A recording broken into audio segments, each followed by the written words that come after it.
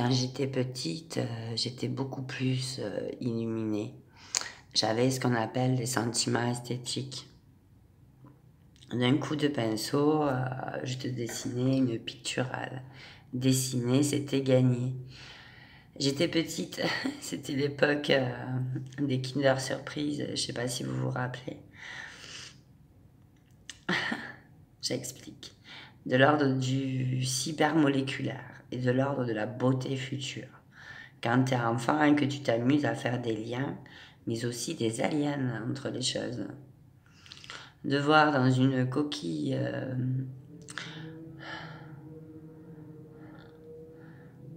d'œufs cassés apparaître deux babies, un vert fluo et l'autre rose fluo, qui était en matière luciole ou jouet de lessive en poudre, je sais plus trop. Bref, j'ai enfin trouvé l'astuce au-delà de cet esthétisme pur et dur pour doubler à cet autre esthétisme des deux babies de l'époque de l'enfance, en une probabilité qu'une forme nouvelle puisse jarre. Une femme, somme toute banale, qui arrive à vraiment accoucher de l'image précédente de son fameux sentiment, plus que prépubère pour l'époque actuelle. En effet, je vous vois arriver à grands pas, tu sais, avec les organismes génétiquement modifiés. Pourtant, il m'a fallu franchement longtemps pour percuter. Il m'a fallu une paire de jumeaux afin de m'insuffler un peu de leur clairvoyance.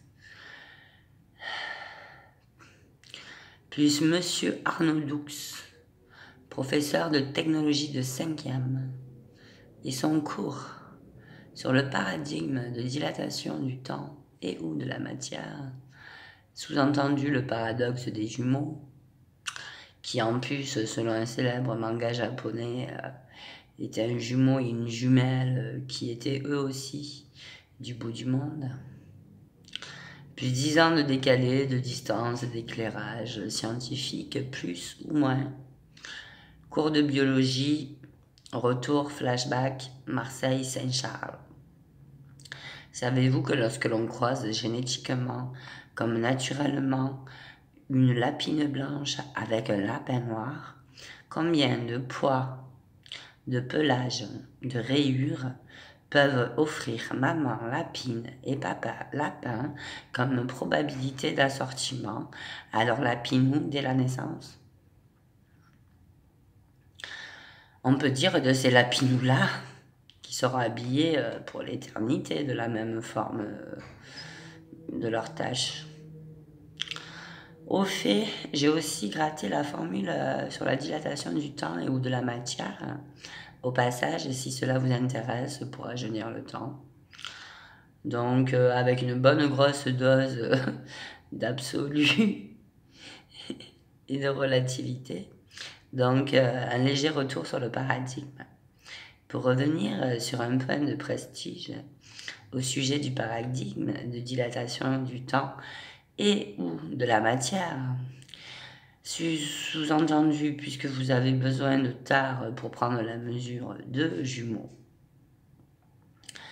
Pierre-Paul est le frère jumeau de Le Juste. Pierre-Paul s'envole en Guyane française pour peut-être se rapprocher de la NASA et surtout de la fusée Ariane. Pendant que Le Juste va se faire voir à Adélaïde sur les eaux équatoriales d'Australie. Donc, toujours en référence au célèbre cours de technologie de 5e. Wesh, déjà que les jumeaux du bout du monde avaient du mal à se retrouver sur l'espace Terre, là, aïe aïe aïe, si on en fiche un sur la Lune. Pour vérifier ce qui se passe dans l'espace, on ouvre un intervalle vers moins l'infini, on y trouve le juste, qui du reste était juste aller se faire voir un peu plus loin en Australie, sur les aubes équatoriales, avant de partir donner des cours d'arabe en chinois. Point virgule, zéro, point virgule, zéro égyptien, point virgule.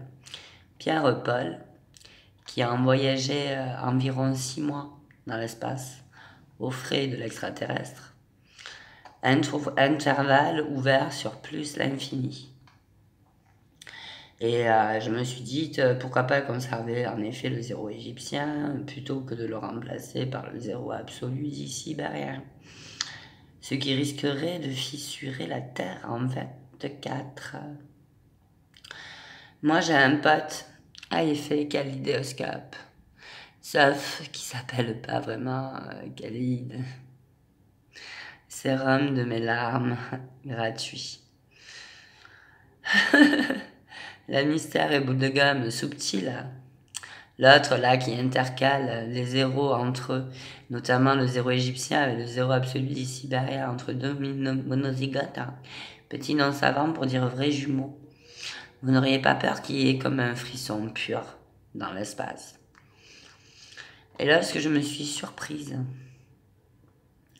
en train de penser non sans illusion d'optique, à cause des jumelles, à cause des jumeaux, et de vraies désillusions qu'il pourrait être probable qu'une mince alors tankée comme moi pourrait être enceinte de quadruplettes.